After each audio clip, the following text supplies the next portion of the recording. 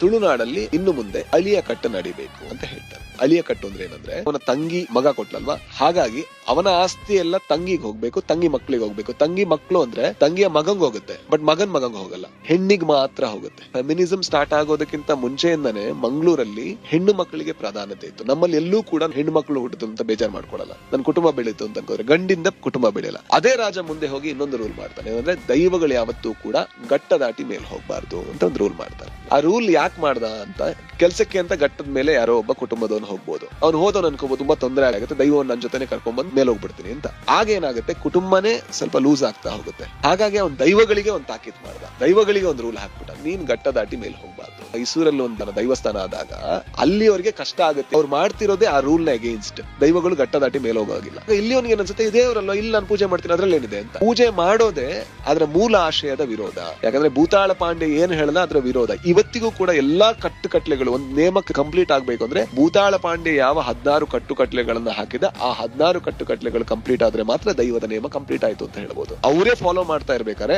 ಅದನ್ನ ಬೇರೆಯವ್ರು ಯಾರಾದ್ರೂ ಕೂಡ ಹೊರಗೆ ತಂದಾಗ ನನಗೆ ಗೊತ್ತಾಗುತ್ತೆ, ಪ್ರೀತಿ ಅರ್ಥ ಆಗುತ್ತೆ, ಭಕ್ತಿಯಿಂದಾನೇ ಮಾಡ್ತಿರೋ. ಬಟ್ ಆ ಭಕ್ತಿ ಅಲ್ಲಿ ಏನಾಗುತ್ತೆ, ಆ ಕಟ್ಟಿನ ಆಶಯದ ವಿರೋಧ ಆಗುತ್ತೆ. ಅದರಿಂದಾಗಿ ಅಲ್ಲಿ ಸ್ವಲ್ಪ ಟ್ರಿಗರ್ ಆಗುತ್ತೆ.